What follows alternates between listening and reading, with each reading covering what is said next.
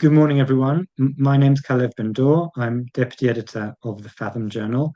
I'm extremely pleased to be having a conversation with Itai Anghel, who's an Israeli correspondent and filmmaker from Uvda, which is kind of the Israeli equivalent of the American CBS 60 Minutes.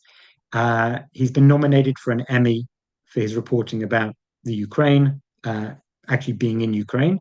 He was awarded the Sokolov Prize, a very important prize in Israel. He's also one of the few Israelis who's been in Syria, and he's actually been in Syria numerous times, 5 times between 2012 to 2019. So it's very, very pleased and honored to be speaking to you, Itai. So thank you and good morning. Thank you, Kalev. Good morning. So Itai, I wanted to ask you. So we're recording this on Tuesday, the 10th of December, and I feel like 2 weeks ago, if we were to discuss the Syrian civil war, many people would have said it's a frozen conflict. Yeah. A week ago, we would have said that no, the rebels from Hayat Tahrir al-Sham, HTS, they've made progress. They've conquered parts of Aleppo. They may think about maybe heading further south, but basically, Assad's regime is stable. And now Assad has fled. He's in Russia. HTS has basically taken over the symbols of government. It's a potentially generational event, and the family that's been in charge of Syria for the last 5 decades is no longer. Again, you've been there 5 times between 2012 and 2019. You've spoken to various people. How surprised should we be by all of this? It was a huge surprise, but in hindsight, there was a lot of logic in it because when you think about it, the rebel forces, the Sunni forces, which comprise the majority of the Syrians, about 75% of the Syrians are Sunnis, and they form the coalition of rebels against the Assad regime, which is an Alawite, which is an offshoot of the Shia Islam. Now, the Alawites, the Shia forces of Assad, couldn't couldn't confront really the Sunni rebels. So they were assisted first by Hezbollah, the Shia Lebanese force, and Iran, the Shia empire.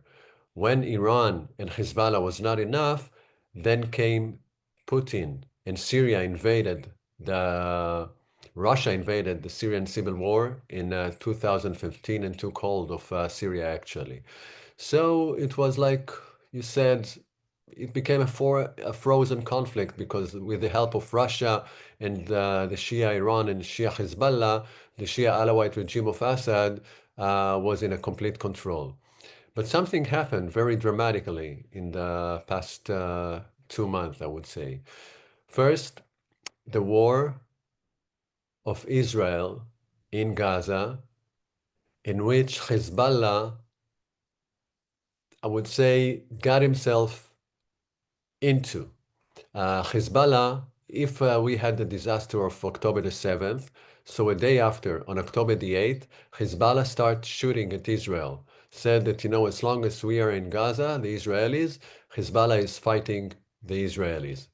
And since it was part of this war, Israel retaliated. And Hezbollah is a huge, huge force, assisted by Iran, of course. And actually, if I cut a long story short, during a very, very tough battle of more than 1 year, Israel annihilated a big portion of the power of Hezbollah and killed its leader, Nasrallah, and most of his most notorious commanders. So Hezbollah, I wouldn't say that Hezbollah is dead, but Hezbollah is hurt a lot. And Iran as well, it was bombed by Israel, and a lot of its weapons that were, targeted at Israel, again, were annihilated. So all of a sudden, Hezbollah and Iran were out of the game, at least as potential supporters of the Assad regime. And when Nasrallah was killed by the Israelis, you could see Sunni Syrians in the street celebrating and giving sweets to everybody. And we should have thought at that moment, that celebration is not enough, because practically speaking, now they can fight Assad when the Shia, Hezbollah, and Iranian would not be so helpful as they used to be. And another force that helped the Assad regime is Russia. But Russia now is over-occupied in Ukraine. Horrible war, by the way. But for them, it's like the most important time for the Russians because, within 1 month, Trump will be the president of the United States. And there is the talk or the rumor about Trump presenting sort of a deal to the Ukrainians and the Russian. We don't know exactly what is going to take place and if the relevant sides will accept this deal, but the idea is that Russians, as much as you took of Ukraine, will be part of Russia, and the rest is Ukraine, and please leave it and recognize the state of Ukraine. Now, if Russians understand that they are able to get parts of Ukraine, and this is like the last month that they can take more, and they are in a big momentum, they're invested totally in Ukraine, and they haven't got any energies, left for the Assad regime in Syria. So this is why the Sunnis, it was genius, the timing. Let's fight them when the Russians are not into it, when the Hezbollah and Iran are not into it because they suffered a big blow. And all of a sudden, we can attack them. So like you said, it was a big, big surprise because, they took Haleb, and then immediately they took Hama, and then immediately they took Homs, and then immediately they took Damascus. So there was not really a fight. They were able to advance in the speed that their vehicles, proceeded. It was not actually a fight.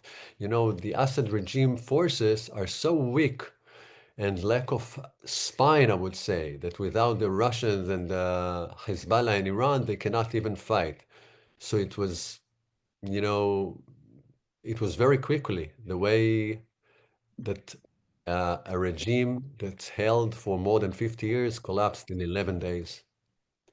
I mean, just as you're speaking, Itai, I'm thinking back to Ehud Barak's famous prediction, I think back in 2011, 2012, that basically Assad is on his way out. It's a number of weeks or months. And actually, now I guess we know the reason he was wrong was because of Hezbollah and Iran, and then subsequently Russia. And then I guess the moment you take those out, then there wasn't really much left of kind of Assad's forces to protect him. I want to Yeah, ask by you the about. way, Iraq was not Mm, the only one. Everybody had this line of thought. I mean, in 2011, I was in Tunisia and I saw the regime falling down. Then in Egypt, in Tahrir Square, and Mubarak went down. Then came Libya, and the leader Muammar Gaddafi was lynched, live on television. Then Salah in Yemen. So obviously, Assad was the next. It was very logic that he would, be the next, but then Hezbollah, Iran, and Syria actually secured his position. right, the external forces secured, and in the moment the external forces were absent, things kind of went back to their natural, in inverted commas, path. I want to ask you about the leader of HTS, Abu Mohammed al Julani. His family's from the Golan. He was apparently radicalized during the Second Intifada.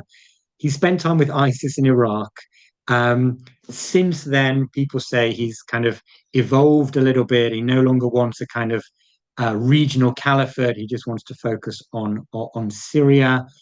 What can you tell us about him, and what do you think we, both as Israel and the larger Western world, should expect from him and HTS? It is a very good question, Caleb, and it is a big, big, big enigma. No one can provide you a straight answer. I don't think that even Al-Julani's mind is set completely on what he would like to do. As you mentioned, not too long ago, he was a very notorious terrorist, jihadist. There was a prize of $10 million on his head by the Americans. He was considered one of the most notorious terrorists. And when I say notorious terrorists, They mentioned Abu Bakr al-Baghdadi, the leader of ISIS, Osama bin Laden when he was alive, the leader of Al-Qaeda, and Abu Muhammad al-Julani. It is not his real name, but it is his nickname. And Julani means, after the Golan Heights, like it was taken by Israel in the Six-Day War, and we Syrians are obliged to take it back. So um, he was a jihadist. I met ISIS people in Syria and Iraq, and I made interviews with them. The way they behead people, the way they burn them alive, the way they use women as sex slave for the jihadist. Um, One of my friends, colleague, James Foley, was beheaded by these people. And I cannot ignore the fact that Al-Julani was part of these jihadists. I don't know about exact action which he took personally, but he was part of them. And a lot of the people, those jihadists in ISIS, are his friends and friends of Hayat Akhir Hasham. They have big expectation now, that these people, the jihadists of ISIS, will be released by HTS. The problem is that the prison where those jihadists, about 10,000 jihadists of ISIS and more than 100,000 of women and children, which are the family of ISIS, are in the Kurdish territory of Syria. So it can be a very, very big war if the HTS will try to stride into the Kurdish territory, which is 30% of Syria. But again, so he was an awful jihadist, and all of a sudden in 2016, really all of a sudden he says, "Oh, I'm pulling off of Jabhat al-Nusra." Jabhat al-Nusra was Al-Qaeda branch of the Syrian branch of Al-Qaeda, and all of a sudden, I'm not a jihadist anymore, and I do not agree with the policy of the jihadist of ISIS. And all of a sudden, he's a liberal and is fond of other cultures. And you can see in Idlib, there are churches of the Christians over there. And he compliments the Christians on the trees, for Christmas. So it is very funny. He used to eat Christians for breakfast, he and his comrades, from HTS, Al-Qaeda/ISIS. And all of a sudden, he has a big heart for them. Now, obviously, there is a realpolitik in here. He realized that in order to get the legitimacy of the international community, he has to act differently. But it just might be that he really changed. I do believe that people can change. I really do believe it. I don't believe, that once you are a jihadist, you are full set in your mind about what you're doing. There was quite an illusion for a lot of the would-be jihadists, when they realize what is happening. I don't know about him. He was a very hardcore jihadist. So who is he now? I cannot trust him. I'm very, very happy as an Israeli that the Syrians went down because they actually brought together Iran, the Shia axis, into southern Lebanon. And without the Alawite Shia Assad family and regime in Syria, this Shia axis is dead. So the bad guys had gone, but it doesn't mean that the good guys arrived. It's a big question mark of who they are. So it is a great, great enigma. And you have to remember one more thing. Even if he had changed, really, sincerely, and he is against the ideas of jihad, his soldiers are jihadists in their mind.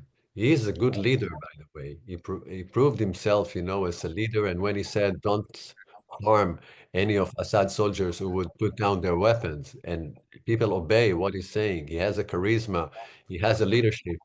But some of his soldiers would say within the HTS, hey, you cannot just ignore now the ISIS people in the prisons in the Kurdish territory because these are even family members of us. We want to set them free. So I'm waiting to see what his response would be. So I want to ask you about the Kurds, Itai. I know you spent a lot of time in that area.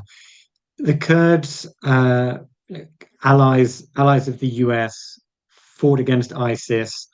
Trump, don't want to say he threw them under the bus, but he wasn't overly bothered by Erdogan, the Turkish president, kind of coming in and attacking them. Obviously, not allies with HTS. How do you see the Kurds in a post-Assad future where they're kind of between HTS on the one hand, Erdogan on the other, and a second Trump term um, on kind of the third hand. How do you see their prospects? What do you think they're they're happy that Assad's gone? Kind of what do you think their thinking is? I would love to add to your equation that Israel is in this equation as well. At least it should be. First of all, I In terms of the Kurdish thinking. Yeah, and in terms of our thinking as Israelis, these are real potential allies of ours, the Kurds. By the way, they have the same enemies that we have. You know, uh, I've been visiting the Kurds 4 times, and I can tell you that as a Jewish man, as an Israeli, I'm very sentimental about them because they remind me the fight of my parents and my grandparents. You know, they came from the Holocaust. They were almost completely annihilated and they managed to build a state. And the Kurds actually are studying the Jewish history and even the Jewish philosophy. Over there at the mountains in Iraq and Syria, you see them studying Jewish studies and the idea of the state of Israel because we resemble them in a lot of ways. The forces that they were against the Kurds, and the Kurds are the biggest nation in the world that hasn't got a state, like between 35 and 40 millions, and they are divided between Turkey, Iran, Syria, and Iraq. And they suffered, millions of victims because of the Turks, Iraqis, Iranians, and the Syrians. And now they managed, thanks to the chaos of the revolutions in the Middle East, they managed to build sort of states in north of Iraq and north of Syria. And they would love, to implement this state. And Israel is sort of like an example. And they call us, they've been calling us, through my camera, what is happening with you? Why wouldn't you be our allies? We've been working together in the 70s, but since then you left us. By the way, everyone betraying the Kurds. They have a famous Kurdish statement which is saying, our only friends are the mountains. Why the mountains? Because we fight a guerrilla fight, and the mountain serves very good for a guerrilla fight. So even if you come with a big army of the Turkish army or the Syrian army or the Iranian army, we would beat you, in the turf of the mountains. But we say they are the only friends because everyone else just betraying us. Israel was our friend and then was a friend of Erdogan of Turkey. It is amazing. We provided drones and suicide drones for Erdogan in order for him to use it against the Kurds. When I've been at the Kurdish territory and there was an attack of suicide drone, they told me if it hits, these are your people, these are your friends. And it makes me feel very bad, especially when we don't make the formal recognition because we don't want to enrage Erdogan, the president of Turkey. The president of Turkey was saying that they might wage a war against Israel, that Israel are Nazis. He's one of the biggest butchers in the Middle East, one of the biggest hypocrites. We have to be friends of these people. They control 30% of Syria, which is 3 times the size of Israel. And I would really, really hope that they will manage. But as for now, they are happy that Assad is gone. They even managed to take the city of Deir ez-Zor in the southeast of Syria, which is on the border of the Kurdish territory. They managed to take it, and it is very important for Israel, by the way, because they took control of the passage between Iraq and Syria that's called Abu Kamal. And through this passage, the ammunition came from Iran to Hezbollah. It crossed this Abu Kamal passage between Iraq and Syria and then got to southern Lebanon. So now it is the hands of the Kurds, which is good news. But when Deir ez-Zor was taken by the Kurds, the people over there now are calling the HTS, the Sunni jihadists, to fight the Kurds. So it is a very interesting and delicate situation now. And as you know, Israel for the past 2 days is bombing Syrian bases all over Syria and a lot of airports. And one of the airports that Israel bombed is in Kamishli, in the northeastern part of Syria, which is a Kurdish territory, but imagine like an enclave in the city of Kamishli, where you have an airport and a compound of Assad's forces. which you've spent time in. Yeah, yeah, yeah. You I did. you, you talk about You have moving between sculptures the. of Assad, of his father Hafiz Assad over there. So it is an enclave of Assad regime inside a big Kurdish territory. But now Assad is gone. So this airport finally will be at the hands of the Kurds, which is a big, big present for them. And I find it very unfortunate that less than 24 hours ago, Israel bombed this airport. You know, my Kurdish friends from Syria, they call me and they say, What the hell? You know, people here are starting to talk. We thought that Israel is our ally, but now you bombed Kamishli. Finally, we have an airport, we have good weapons, you know, to fight against the jihadists and against Turkey, and you bombed it? People start to wonder now in the Kurdish territory whether we are now again sizing with Erdogan and Turkey. And I try to explain them that this is not the case, but this is so unfortunate what we did. You know, in an instant, we bombed everything that belongs to Assad in order for these weapons and airports not to fall to the jihadist hands. But if we look at the map of Syria, this third of Syria is in the hands of the Kurds, our potential allies, against the jihadists.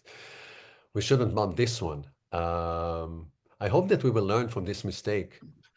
We learn we made that mistake because we did not appreciate much the potential of being allies with the Kurds. And this is something that personally I would really push in order for this to happen. Okay, thank you, Ty. Just one last question. Just from an Israeli perspective, so you've talked about the potential alliance with the Kurds. You've talked about the great blow that Assad leaving has done to the kind of Iranian-sponsored Shia axis. Again, if Assad's not in Syria, then even the idea of rearming Hezbollah via Iran is much harder, if not impossible. So, we've got that, and then we've also got the challenge of a jihadi group who are now in charge of Syria. We've got Israeli actions over the last couple of days of destroying as much as they can of kind of Syrian military capacity. What do you think, apart from those things, what do you think the dilemmas are for Israel, and where should Israeli policymakers be focused on this kind of post-Assad reality? First of all, the focus should really be on the reality. And I'm saying that, you know, a bit ironically because you have the impression that some of our leaders are their focus are on themselves and their seats, unfortunately, you know, some of them, because this is what you need now. These are historical times for the Middle East and for the state of Israel, and you want someone to do good for the Israel and for the neighborhood itself. Unfortunately, we are very divided now in Israel, and things are not stable between us. You know, when there is a war, we are absolutely united against everything. You know, it could be left-wingers, right-wingers, religious people, secular people, Mizrahim, Ashkenazim, everyone is together. I just came back from Lebanon a few weeks ago when there was a big fight, and you see like all sections of Israeli like united as one. But when it's over, we are back to our tribes. Unfortunately, I'm saying. Um, and it's and you see some of the people that are not focused completely on the Israeli interest. And this is why like there is a suspicion, you know, I suspect, a lot of people suspect that the policy of some members of our government is sided, you know, with what suits them and their tribe or, you know, their personal future. And again, I would say the word, it is very, very unfortunate. So you would like that professionals would deal with the matter. And in Israel, we have the best professional, just let them be. Um, but I think, again, you know, it is a very good thing that we are bombing now what remains of Assad's army and ammunition in order for this ammunition, and some of this is unconventional weapons that will get to the hands of the potential jihadists of HTS. But we have to look at Syria not as one country, but you know, of a country which comprised of a lot of factions, and some of the factions are sympathetic to the idea of the state of Israel or the Israelis, mainly the Kurds, but there are also, like the Free Syrian Army, the people I met, when I've been there, I present myself as a Jew, and there was no problem. They told me, everything is fine, mafish mashakel, ahlan wa sahlan, you know, and we have no problem with Israelis. One of the crazy quotes that I remember from there, they told me Assad would like to present us as fanatics, as Al Qaeda. We are not fanatics, we are not extremists, we are not Al Qaeda. All we want is to oust Assad and his regime. And the way we see it, anyone who is against Assad, we would hug him. And then a local commander of this Syrian army that I met in Idlib told me, even if this Israeli general, Ariel Sharon, would come here to Idlib and say, Abu Fadi, that was the name of the commander, I'm with you against Assad, I would give Sharon a big, big hug and we will fight together. Personally, it was a moment of big fear for me because I try to hide my identity as an Israeli, not as a Jewish, by the way. Judaism is not a problem for them. Zionist is a problem. But they told me, we are willing to speak with Israelis. We have a problem with the regime of Israel, but with Israelis, we would speak. So, oh, sorry. I'm sorry. So you have to try and locate these sections of the rebels and the Kurds because there is a great potential over there. I think that's really fascinating, Itai. And I'd add also that Israel has relations with the Druze as well in kind of in southern Of Israel. course, the Druze, you're right. I didn't mention the Druze, and of course, some of them, are relatives of the Druze that are serving in the Israeli army, and uh, they are the toughest commanders and officers that we have in the army. So the people in Sweden, for example, south of Syria, they are potential allies of ours as well. But I think that perspective that Syria should not be viewed as one territorial unit, to borrow a phrase from a different era, but as a group of different tribes, for want of a better word, and that actually there's some that Israel can have a huge allyship is a really fascinating point. And it's also it's fascinating to hear from someone who was there, who had the conversations with these people. It reminded me when you mentioned Sharon. So I heard Shimrit Meir, who was one of the policy advisors of Naftali Bennett. She said that when Nasrallah was killed, and you talked about this as well, she said something like the sweet shops didn't have enough sugar for the amount of sweets that were being given out in the areas of Syria, as in that many of these people do see that they share the same enemies, the Shia axis with Israel. And it will be very, very interesting to see how things develop. So, Itai, thank you so much for your time. It's really a great honor to have you on. And hopefully in the future, we'll be able to continue the conversation. So thank you very much. Okay, Kalev, thank you so much, and let's hope for a brighter future for everyone. Amen.